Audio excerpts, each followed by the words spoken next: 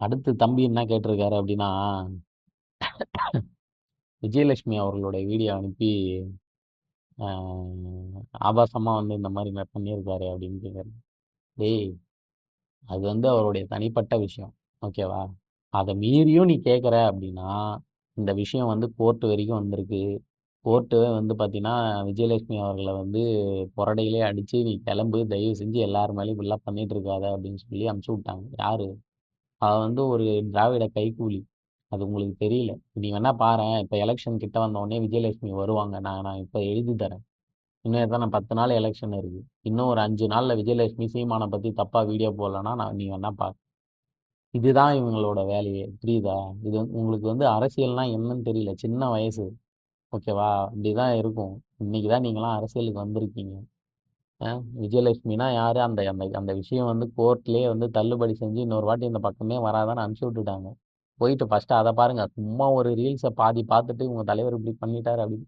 முதல்ல வந்து முழுசா அரசியல்னா என்னன்னு தெரிஞ்சுக்கோ. நமக்கான தலைவனை நம்ம ஏன் தேர்ந்தெடுக்கணும், எப்படி தேர்ந்தெடுக்கணும்னு தெரிஞ்சுக்கோ. ஓகேவா? இன்னைக்கு நம்ம ஊர்ல வந்து பாத்தீங்கன்னா, இன்னைக்கு நம்ம கிராமத்துல தலைவரா இருந்திருக்காரு. இதுக்கு முன்னாடி 10 வருஷம். அதுக்கு இப்ப ஒருத்தர் கவுன்சிலரா வந்திருக்காரு. இப்ப இதுன்னு என்ன பண்ணிட்டாரு? நம்ம ஊருக்கு என்ன பண்ணிட்டாரு சொல்லு? எதுவுமே கிடையாது. தெரு லைட் இருக்கா? கிடையாது. ரோடு ஒழுங்கா இருக்கா? கிடையாது. தண்ணி எல்லாருக்கும் வருதா? கிடையாது. ஒரு சாதாரண ஒரு நம்ம கிராமத்திலேயே இவ்வளோ பிரச்சனை இருக்கும்பொழுது, இவ்வளோ பிரச்சனைக்கும் வந்து வேடநத்தம் அந்த கிராமத்துல வந்து பார்த்தீங்கன்னா, திரு விஜய் அவர்கள் வந்து இறங்கி பண்ணுவார்னு நினைக்கிறேன். இப்போ கீழ்பண்ணாத்தூர் தொகுதியில் நின்று இருக்காரு. அவர் யாருன்னு கூட தெரியல. அவர் எத்தனை டைம் வந்துருவாருன்னு நினைக்கிறேன். நம்ம ஊருக்கோ, நம்ம பிரச்சனைக்கோ எதுக்குமே வரமாட்டாங்க. இவங்களுக்கெல்லாம் அது கிடையாது. உங்க தலைவன் எல்லாருமே வந்து நீ கத்திக்கிட்டே இருக்கிறதும், நீங்க அவனை புகழ் பாடிக்கிட்டே இருக்கிறதும் தான் அவன் விரும்புறான். புரியுதா? தயவு செஞ்சு திருந்துங்க. அரசியலை முழுசா படிங்க. முழுசா படிக்கலனாலும் கொஞ்சமாவது அரசியல்னா என்ன? யாரை எப்படி தேர்ந்தெடுக்கணுங்கிறத தயவு செஞ்சு புரிஞ்சுக்கோங்க. ஓகேவா? அடுத்து தம்பி என்ன கேட்டிருக்காருன்னா,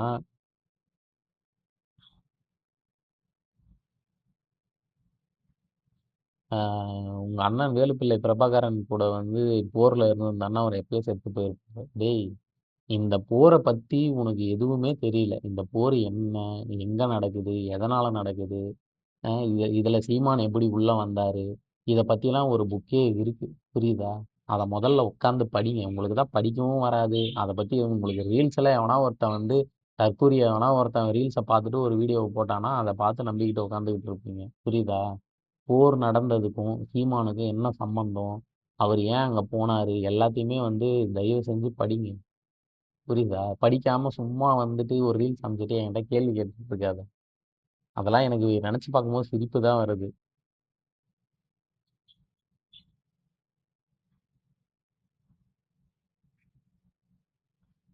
அதுக்கப்புறம் வந்து வேலுப்பிள்ளை பிரபாகரனை வச்சு அண்ணன் சீமானை வந்து காசு பார்க்குறாரு.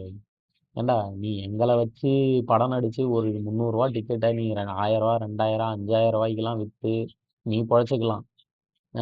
ஒரு காலத்தில் அணிலாக இருந்து திரு அஜித் அவர்களெல்லாம் வந்து நான் தரைக்குறைவாலாம் பேசியிருக்கேன். நான் எவ்வளோ பெரிய அணிலாக இருந்திருக்கேன்னு பாரு. ஓகேவா? நான் அப்படிலாம் இருந்த நானே இவ்வளோ திரும்பி இன்னைக்கு யாரு நல்ல மனிதன் அப்படின்னு பார்த்தீங்கன்னா ரெண்டே பேர் தான். நீ ஒன்று வந்து பார்த்தீங்கன்னா சீமான், இன்னொருத்தர் வந்து தலை அஜித்.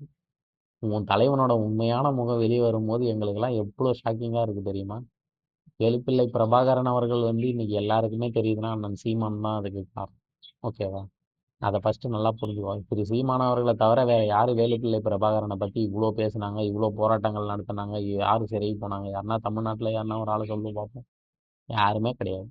இந்த தமிழ் ஈழத்துக்காக உங்கள் தலைவர் கொடுத்த தொகை எவ்வளோ தெரியுமா? 500 ரூபா. அன்னைக்கு சிம்பு கொடுத்த காசு எவ்வளோ தெரியுமா? 1,00,000 ரூபா. ஏன்டா 500 ரூபா வந்து கொடுக்குறியடா விஜய்? உனக்கு எவனா உனக்கு எவனா அறிவு இருக்கா? இல்லை உன் கூட இருக்கிறவனுக்காக தமிழீழ பிரச்சனை என்ன? இதெல்லாம் வந்து இதெல்லாம் சொல்றதுக்கே ஒரு பெரிய வீடியோ வேணும். ஓகேவா? அதெல்லாம் வந்து புக்லேயும் இருக்கு, வீடியோ இருக்கு, எல்லாமே இருக்கு. யூடியூப்லேயும் வீடியோ இருக்கு. தமிழீழ பிரச்சனை எப்படி வந்தது, யாரால வந்தது, என்ன நடந்ததுங்கிறது எல்லாமே இருக்கு. தயவு செஞ்சு அதை போய் பாருங்க.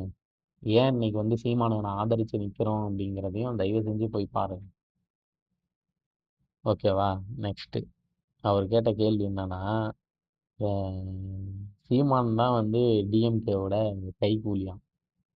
டேய், எங்க அண்ணன் சீமானைய இவர் ஏன் கைக்கூலின்னு சொல்லியிருக்காரு அப்படின்னா, மு க ஸ்டாலின் அவர்களை சந்திக்க போயிட்டாராம்.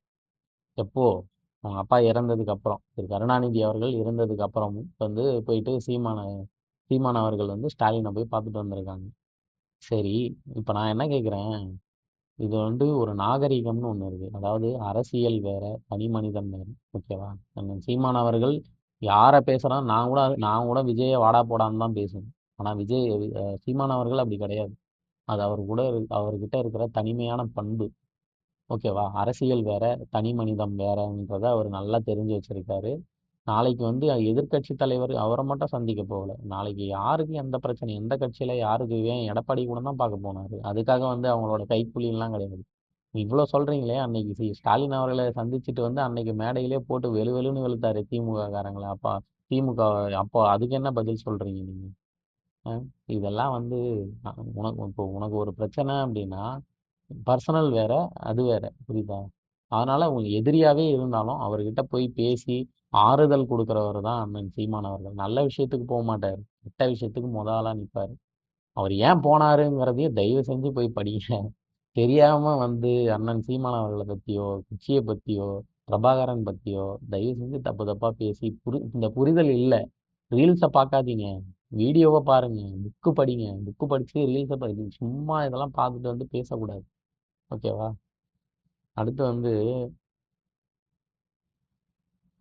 நான் அவன்கிட்ட கேட்டேன் சும்மா, வேலுப்பிள்ளை பிரபாகரன். ஏன்னா அவரோட தம்பியோட கேள்வி கேட்டார்ல, அவரோட தம்பி பேர் வந்து பிரபாகரன். உனக்கு வேலுப்பிள்ளை பிரபாகரன்னா யாருன்னு தெரியுமாடா அப்படின்னா, ஆனால் எனக்கு என் தம்பியோட பேரே பிரபாகரன் தானே, அதனால் அவரை பற்றி எல்லாமே தெரிஞ்சும் எப்படி இவன் வந்து சீமானை தப்பாக பேசுகிறான், எப்படி இவன் பண்ணுறாங்கிறது எனக்கு தெரியல. சரி, அடுத்த கேள்வி முக்கியமான கேள்வி தான். சரி, ஓகே, இவ்வளோ நேரம் வந்து அவன் பேசுனது வந்து ஒரு தனி மனிதனோட அட்டாக்காக அவன் பண்ணியிருந்தான். சரி, ஓகேவா? நம்ம வந்து அதை பற்றி நான் என்றைக்குமே ஒரு தனி மனிதனோட இதை வந்து நான் பேசக்கூடாதுன்னு தான் நினைப்பேன்.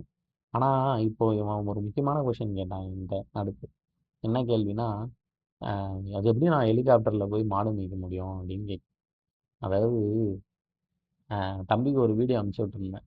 அது எந்த நாடுன்னு தெரியல. அந்த நாட்டில் வந்து பார்த்தீங்கன்னா ஹெலிகாப்டரில் வந்து மாடு மேய்க்கிறத வந்து அஹ், அவனுக்கு அனுப்பிச்சிருந்தேன். அப்போ அவன் என்கிட்ட ஒரு கேள்வி கேட்டான். என்ன கேள்வி தெரியுமா?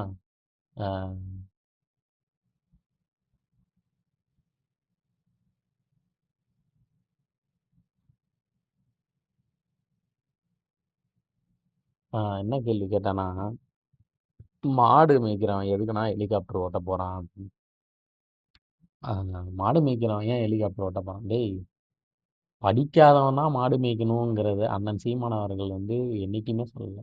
ஓகேவா? படித்தவனும் மாடு மேய்க்கலாம் அப்படிங்கிறதான் மாடு மேய்க்கிறதுங்கிறது வந்து பார்த்தீங்கன்னா நம்மளுடைய கலாச்சாரம். அது வந்து நமக்கு அதுலேருந்து நமக்கு பெனிஃபிட் வருது. இப்போ நான் படிச்சிருக்கேன், எனக்கு வந்து நான் ஒரு பால் பண்ண வைக்கணும்னா நான் மாடு மேய்ச்சி தான் பால் பண்ண வைக்க முடியும்.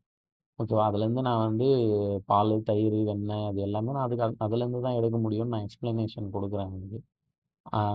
எதனால் ஒருத்தன் மாடு மேய்க்க போகிறான்? அவனுக்கு படிப்பு வரலன்னு தான். டேய், படிக்காதவன் தான் மாடு மேய்க்கணும்னு கிடையாது. ஃபஸ்ட்டு அதை நல்லா புரிஞ்சுக்கோ. ஓகேவா? அவன் இன்னைக்கு படித்தவனை விட இன்னைக்கு பால் பண்ண வச்சிருக்கிறவன் தான் இன்னைக்கு பெரிய ஆளு. அதை வந்து நான் எக்ஸாம்பிளாக அவன்கிட்ட சொன்னேன், அதுவும் அவன் அக்செப்ட் பண்ணிட்டான். ஆனால் வந்து அது எப்படி நான் படிக்காதவன் எப்படி நான் ஹெலிகாப்டர் ஓட்டுவான்? அதெல்லாம் இராணுவத்துலலாம் நம்ம பர்மிஷன் வாங்கணும். டேய், இது எல்லாத்தையுமே சாத்தியப்படுத்துறது தான்டா அண்ணன் சீமான் அவர்கள்னு நான் உனக்கு நிறைய டைம் சொல்லியிருக்கேன். உங்கள் தலைவர் மாரி 2500 கொடுப்பேன், கால் பவுன் நகை கொடுப்பேன்னு சொல்லி நீங்கள் ஏமாந்து நிற்க போறீங்க பாரு. அந்த நொடி நான் உங்களுக்கு இருக்கு. நான் அந்த சேனலில் நான் கண்டிப்பாக வீடியோ போடுவேன். சரியா? மாடு மேய்க்கிறவன் வந்து படிக்காதவன் தான் மாடு மேய்க்கணுமா? அதுவும் வந்து அவர் ஹெலிகாப்டர் ஓட்டக்கூடாதாம். என்ன பண்ணுறது? இவ்வளோ தற்குறிகளாக இருந்தால் நம்ம என்ன பண்ணுறது சொல்லுங்க?